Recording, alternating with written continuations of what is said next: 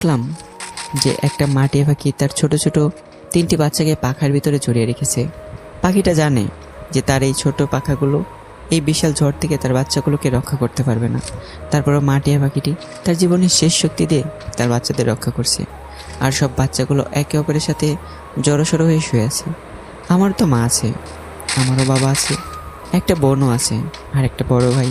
কিন্তু আজ তারা আমাকে একটা মিথ্যা অপবাদের জন্য ঘাড় ধাক্কা দিয়ে বাড়ি থেকে বের করে দিল। তারা একবারের জন্য আমার কথাটা শোনার প্রয়োজন মনে করলো না। তাদের কাছে আমার চোখের পানির কোনো দাম মিল না। হঠাৎ করে একটা গাছের ডাল ভাঙার আওয়াজ শুনলাম। চোখে ভালো করে দেখা যাচ্ছে না, অনেক ঝড় হচ্ছে আর ধুলো বাড়িয়ে উঠছে। অনেক কষ্ট করে যখন সামনের দিকে দেখলাম, একেবারে অবাক হয়ে গেলাম। একটু আগে যে পাখিটা সম্পর্কে আপনাদেরকে বললাম, সেই টিয়া পাখি ওর তার বাচ্চাগুলো ডাল চাপা পড়ে মারা গিয়েছে। আমি ঝড়কে উপেক্ষা করে সামনের দিকে এগিয়ে গেলাম। দেখলাম একটা ছোট্ট বাচ্চা টিয়া পাখি এখনও নড়ছে, তার শরীরে এখনও জান আছে, শরীর থেকে রক্ত বের হচ্ছে। আর মা টিয়া সহ তার 2টা বাচ্চা ডালের তলায় পড়ে মারা গিয়েছে। আমি বেঁচে থাকা টিয়া পাখিটাকে হাতে তুলে নিলাম। হঠাৎ আকাশ থেকে জোরে একটা শব্দ করে আগুনের দলা পড়ল। এটাকে আপনাদের এলাকায় কী নামে বলে কমেন্ট করে জানাবেন। আর এটাকে আমাদের এলাকায় বলা হয় ভাস্কা। আমি ভয়ে টিয়া পাখিটাকে নিয়ে দৌড় দিলাম। একটা পুরনো বাড়ি দেখতে পেলাম, কোনো মানুষের সারা শব্দ পেলাম না, হয়তো এখানে কেউ থাকে না। আমি বাড়িটার গেটের সামনে গিয়ে দাঁড়ালাম। গেটের উপরে ছাদ করা আছে। মুষলধারায় বৃষ্টি শুরু হলো। আমি আমার শার্টের একটা অংশ ছিঁড়ে পাখিটির ক্ষতস্থানে বেঁধে দিলাম। তারপর পাখিটাকে গেটের পাশে রেখে আমি বৃষ্টিতে ভিজার জন্য নিচে নেমে আসলাম। বৃষ্টির ফোঁটাগুলো খুব বড় বড় আর খুব জোরেই বৃষ্টি হচ্ছে। শরীর থেকে নর্দমার পচা গন্ধগুলো বৃষ্টির পানির সাথে ধুয়ে যাচ্ছে। আমি বৃষ্টিতে ভিজছি আর গতকালকের কথা মনে করছি। বৃষ্টির জলের সাথে চোখের পানিগুলো ঝরছে। শুধু আল্লাহ ব্যতীত এই চোখের পানিগুলো আর কেউ দেখতে পাচ্ছে না। মাঝে মাঝে এত কষ্ট হচ্ছে যে বুকের ভেতরে খুব যন্ত্রণা করছে আর নিঃশ্বাস বন্ধ হয়ে যাচ্ছে। মনে হচ্ছে হয়তো ফুসফুসটা এবার হয়তো পাম্প করা বন্ধ করে দেবে। আজরাইলরা হয়তো আমার আশেপাশে আছে, যে কোনো সময় আমার জানটা নিয়ে চলে যাবে। যখন দেখলাম আমার শার্টের লেগে থাকা ময়লাগুলো বৃষ্টির পানির সাথে ধুয়ে যাচ্ছে, তখন একটা বিষয় চিন্তা করলাম যে যদি এই বৃষ্টির পানি দ্বারা মনের কষ্টগুলো ধুয়ে যেত তাহলে কত ভালো হতো। কিন্তু এটা কখনো সম্ভব নয়। বৃষ্টিটা আস্তে আস্তে কমে আসছে। আমিও আবার গেটের নিচে আসলাম। দেখলাম পাখিটা চুপ করে শুয়েছে, কিন্তু তার চোখগুলো দিয়ে নোনা জল পানি বেরোচ্ছে। সেও আমার মতো কান্না করছে। একটু আগে সে তার প্রিয়জনগুলোকে চিরতরে হারিয়ে ফেলেছে। আর কখনো তাদের সাথে কথা বলতে পারবে না, পারবে না তাদের সাথে খেলাধুলা করতে, পারবে না তাদের সাথে দেশ বিদেশে উড়ে বেড়াতে, কারণ তার প্রিয়জনগুলো চলে গিয়েছে অনেক দূরে, চলে গেছে অচিনপুরে রাজ্যে, আর কখনো ফিরে আসবে না। এগুলো ভেবে হয়তো পাখিটা কান্না করে যাচ্ছে। পাখিটাকে হাতে তুলে নিলাম। শোন ভাই, তোর আর আমার পার্থক্য কোথায় জানিস? তুই হলে একজন পাখি আর আমি একজন মানুষ, কিন্তু আমাদের কষ্টগুলো একই রকম।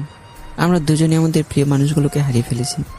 তোর প্রিয় মানুষগুলো তোকে ছেড়ে না পারার দেশে চলে গেছে, আর আমার প্রিয় মানুষগুলো আমাকে বলবো যে তাদের কাছ থেকে অনেক দূরে সরিয়ে দিয়েছে। দেখলাম পাখিটা একটা ডাক দিয়ে উঠলো। হয়তো সে আমাকে বলতে চাচ্ছে, কান্না করিস না রে ভাই, দেখবি একদিন সব ঠিক হয়ে যাবে। মিথ্যাগুলো সবার সামনে আসবে একদিন। বৃষ্টি থেমে গেছে, তাই পাখিটাকে নিয়ে হাঁটতে শুরু করলাম। আবার আগের জায়গায় ফেরত গেলাম। আমার হাতে থাকা বাচ্চা পাখিটি এখন উঠতে বা হাঁটতে শিখেনি, কিন্তু যখন সে তার মা ও ভাই বোনদের লাশ দেখলো, সে আমার হাত থেকে লাফ মারলো নিচে, মাটিতে গড়িয়ে গড়িয়ে তার মায়ের কাছে চলে গেল। তারপর পাগলের মতো তার মায়ের কপালে চুমু খেতে লাগলো হয়তোবা। এই দৃশ্য দেখে আমি নিজেকে ঠিক রাখতে পারলাম না।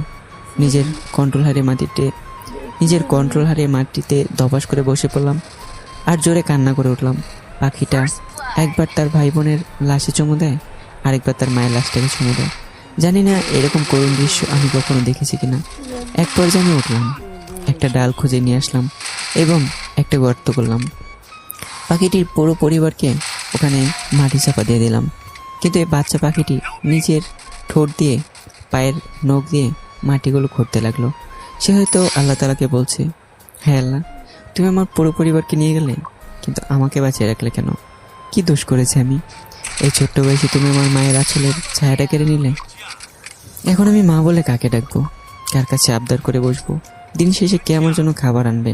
কে আমাকে খোকা বলে সোহাগ মাখা ডাক দেবে? আমার তো আর কেউ রইল না। এই পৃথিবীতে আমি একা হয়ে গেলাম। পাখিটাকে এক হাতে তুলে নিলাম আর অন্য হাতে চোখের জল মুছতে মুছতে চলে আসলাম। দুপুরবেলা হয়ে গেছে, অনেক ক্ষুধাও লেগেছে। কাল দুপুরে খেয়েছিলাম, তারপর আর খাওয়া হয়নি। সামনে একটা রেস্টুরেন্ট, ওখানে গেলাম। আঙ্কেল 1 প্লেট ভাত দেন তো। ওকে দিচ্ছি। তরকারি কি দেব, মাছ নাকি মাংস? আমি মুখে একটা শুকনো কাশিতে বললাম, ডাল আর ভাত দেন। 1 প্লেট ভাত আর ডাল দিয়ে ভাত খাচ্ছি। পাখিটাকে টেবিলের উপর একটা কাগজে একটু করে ভাত দিলাম। পাখিটা ভাতগুলো দেখছে কিন্তু খাচ্ছে না। আমি খাওয়া শুরু করে দিলাম। একটু পর দেখলাম পাখিটা কয়েকটা ভাত খাচ্ছে। খাওয়া শেষ করে দোকানদারকে বললাম, আঙ্কেল কত হলো? মোট 70 টাকা দাও। আমি পকেটে হাত দিয়ে দেখলাম কয়েক হাজার টাকা আছে, তবে সেগুলো বৃষ্টির পানিতে ভিজে গেছে। আঙ্কেল টাকাগুলো তো ভিজে গেছে, একটু শুকিয়ে নিলে ভালো হতো। তোর মিয়া, ভিজা টাকা দিয়ে আমি কি করব? আমার শুকনো টাকা লাগবে। আঙ্কেল আমার কাছে তো আর টাকা নেই, তাহলে আমি আপনার দোকানে কাজ করে আপনার টাকা পরিশোধ করে দেবো। যত সব কোথায় থেকে যে আসে। শোনো, তোমাকে আমার দোকানে পুরো 1 রাত আর 1 দিন কাজ করতে হবে, পারবে তো? জি আঙ্কেল পারবো। যাক ভালোই হলো, আজকে রাতটা তো আর কোনো জায়গায় থাকা